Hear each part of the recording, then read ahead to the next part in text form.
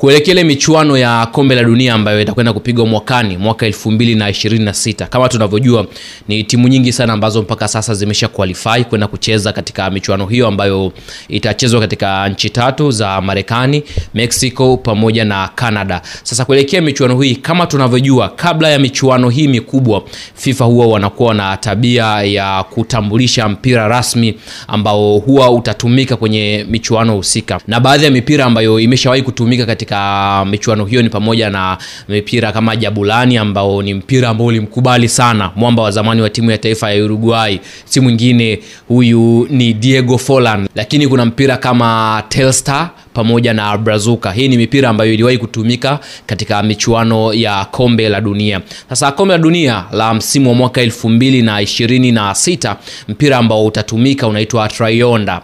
Huu ni mpira ambao unatengenezwa na kampuni ya Adidas, na Trionda ni neno ambalo limeundwa kutokana na maneno mawili, neno moja la Kiingereza na neno lingine ni neno la Kihispania. Tukianza neno la Kiingereza, hili tree au try ambayo maana kuwa tunajua try ni tatu. Yani kuna try ambayo ni tatu, alafu kuna neno onda. Onda ni neno la Kihispania ambalo lina maana ya wave au mawimbi. Kwa hiyo ukiunganisha maneno haya try, onda, maana kuwa ni mawimbi matatu, akimaanisha kwamba nchi tatu ambazo zinaandaa michuano hiyo ya kombe la dunia, yani Mexico, Canada pamoja na nchi ya Marekani. Adidas wametengeneza mpira huu maalum kwa sababu ya kuzitangaza pia nchi hizi, lakini ukiangalia hata muonekano wa mpira huu unaonekana kama una rangi kuu tatu kama unavyoziona, lakini hizi rangi nyingine ni kama minor colors au ni rangi ambazo ni za kupendezesha tu mpira, lakini mpira wenyewe una rangi tatu kama ilivyo